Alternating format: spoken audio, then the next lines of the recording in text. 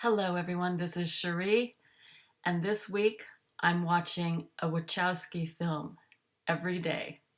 This is in preparation for The Matrix Resurrections, which comes out on Wednesday, December 22nd, 2021.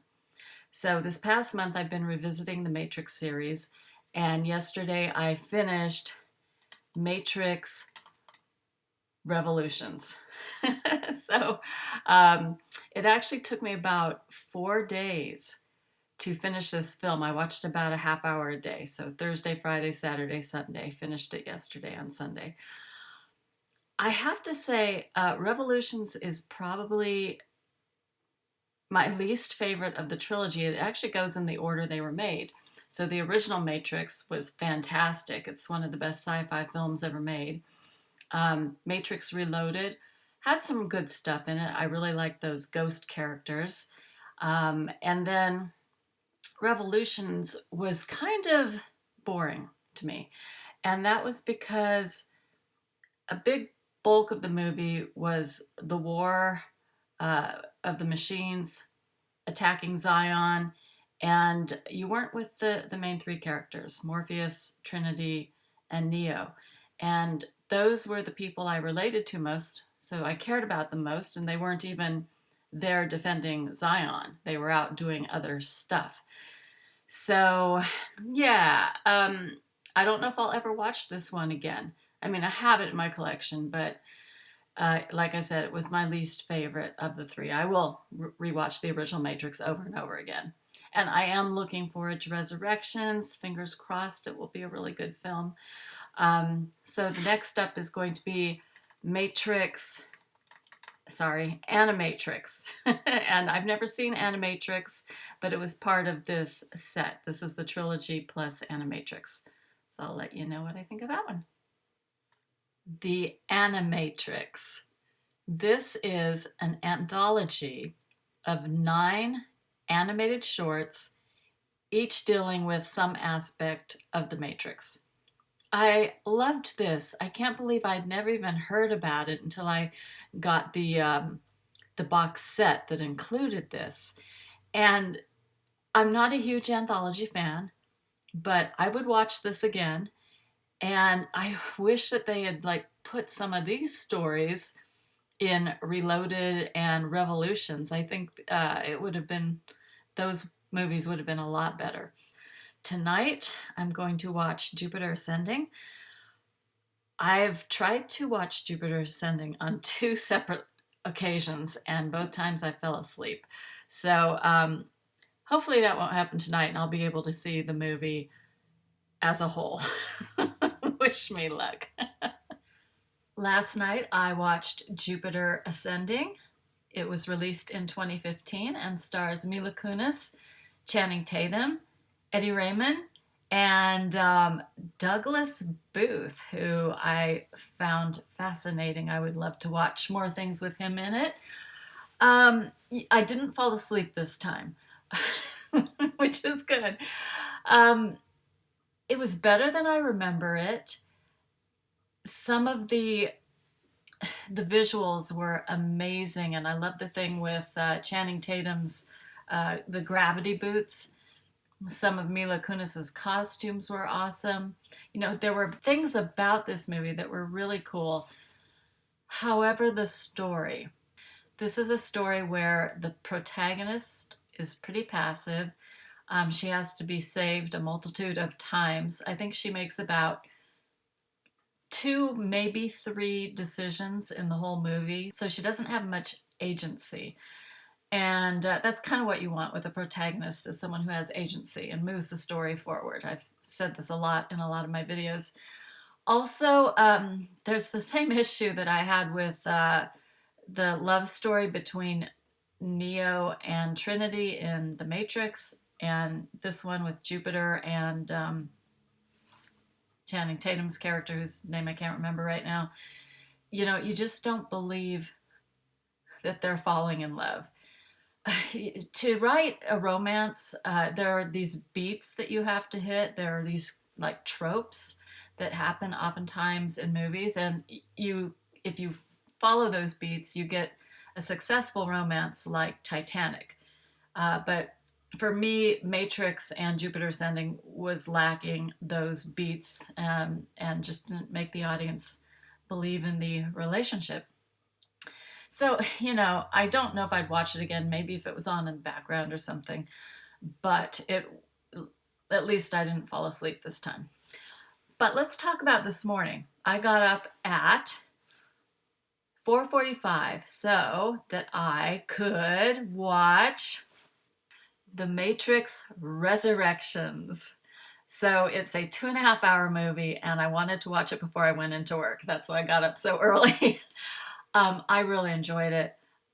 I think it's my second favorite Matrix movie now. I cannot wait to watch it again. So basically, when it started out, I got the feeling that, oh no, they're doing like The Force Awakens, where they're paying so much homage to the original that it's going to be like the same story, but just with some updates. But it didn't really, it kind of started that way, but it didn't do it for the whole thing. And you stayed with the main characters, the ones that you care about. You stayed with Neo and Trinity, a little of Morpheus, a little of, oh, what was her name? I'll put it here. And the action sequences weren't as great as some of the ones in the original movie, or even like that highway chase in the second movie. But you don't watch this one for the action. And Neil Patrick Harris, he was great. I totally enjoyed it. Now I've been seeing some reviews where people are like, oh, it's not that good, whatever. I don't know. I think people are going to like this one. And like I said, I'm definitely going to watch it again. So, yay. Merry Christmas Eve. Last night I watched Speed Racer. I have mixed feelings about this film. Let me just start by saying that I'm not a huge sports fan. So, over the past couple of years, I have watched a couple of sports films I've enjoyed. Fighting with My Family, King Richard, and Ford v Ferrari, which was also a racing film.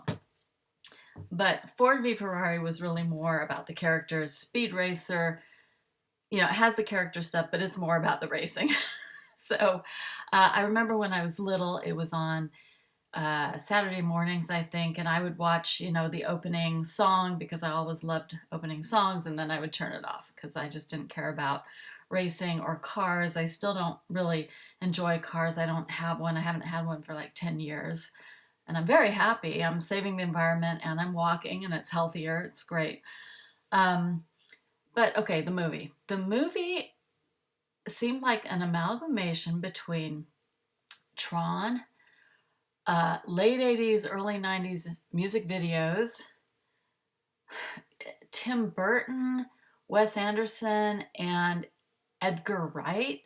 Just all those visual styles. And I'm sure a lot of anime that I'm not familiar with because I haven't seen a lot of anime. But I liked the second half of the movie more than the first half, and that had to do with the stylistic choices. Like in the first half, there was a lot of camera movement, there was a lot of wiping across the frame with characters to reveal another scene, which was usually kind of like a flashback or just something that didn't happen within the same time frame. And it was too much. It was too much for me. The second half didn't do that so much, and so I was more engaged in the second half. This movie, I feel, would make a great ride. And when I was living in LA at Universal Studios, they had the Transformers ride. And I didn't want to ride it because I didn't like the Transformers films. But at one point, it was like the wait time was so much shorter on that than other rides that I decided to go on it. And it was great, this immersive 3D experience. And, if Speed Racer had a ride like this, I would definitely go on it. Stylistically, if this were like a female superhero film using all the techniques that were used in this, I would totally be into this movie. So, yeah, something to think about. Anyway, so tonight I'm going to watch Cloud Atlas, which I hear is a great sci-fi. It's been on my list forever, and now I'm going to watch it, and I'll let you know what I think tomorrow. Merry Christmas 2021. Cloud Atlas. How had I never watched this movie before? It was wonderful. I have to see this one again. It had everyone in it: Halle Berry, Tom Hanks, Hugo Weaving, Jim Broadbent, Hugh Grant in a small part. It's like different stories through different time periods that all interconnect, and it was just wonderful, wonderful, wonderful. It's based on a book written by David Mitchell, and fun fact, David Mitchell co-wrote Matrix Resurrections. So I guess I like this guy's writing because the stuff he works on is really great. All right, so before I talk about V for Vendetta, let's talk about what I learned last night, which was that the Wachowskis didn't direct all of the movies I watched. They did write them all, but I could have sworn that they had directed V for Vendetta as well, but they didn't. And also the Animatrix. They didn't direct those animated episodes. However, since they wrote them all, it all counts. They're all Wachowski films. All right, so V for Vendetta is such a great movie. If you have not seen it, please watch it. It resonates so much now in 2021. It deals with a virus that killed a lot of people, and then a newly kind of fascist society that is not allowing people free speech and information. And I was watching it going, oh my God, they're telling the future. But as you know, there's the old saying, always remember the past lest you repeat it in the future. And that's kind of how it opens. Remember the 5th of November, and that's when Guy Fawkes tried to blow up Parliament. That mask is a Guy Fawkes mask. A lot of people say, oh, it's the V mask. Well, yeah, it's for the movie, but it's actually a Guy Fawkes mask. So, things like this have gone on in history in the past. Maybe not the virus thing as much. That's kind of like newer, I think. But yeah, it's a great movie. And definitely watch it if you haven't already, and rewatch it if you have. It is on HBO Max right now. All right, so what I wanted to do was a top 10 list of Wachowski films, because like I said, I watched the entire Matrix trilogy in December. I just didn't talk about the first one and the second one when I started this, week-long Wachowski watch. I'm also going to add in the movie Bound, which is another one I could have chosen. Their first film that they, I think, produced, wrote, and directed all together. Really fun film. I remember liking it when I saw it, and I would definitely watch it again. So where I placed it on the list is where I think it goes, but, if I watch it again, it might move up. All right, here it is. Number 10, Matrix Revolutions. Yes, I wasn't like the hugest fan of this movie. Number 9, Jupiter Ascending. Again, great visuals, but not so great story. Number 8, Speed Racer. Really weird, flashy, moving intro. First half, I wish the first half had been more like the second half, then I would have liked it a lot more. But number 7, Matrix Reloaded. This movie had some fun stuff. I love the Merovingian and the ghost people. But other than that, it's just kind of eh.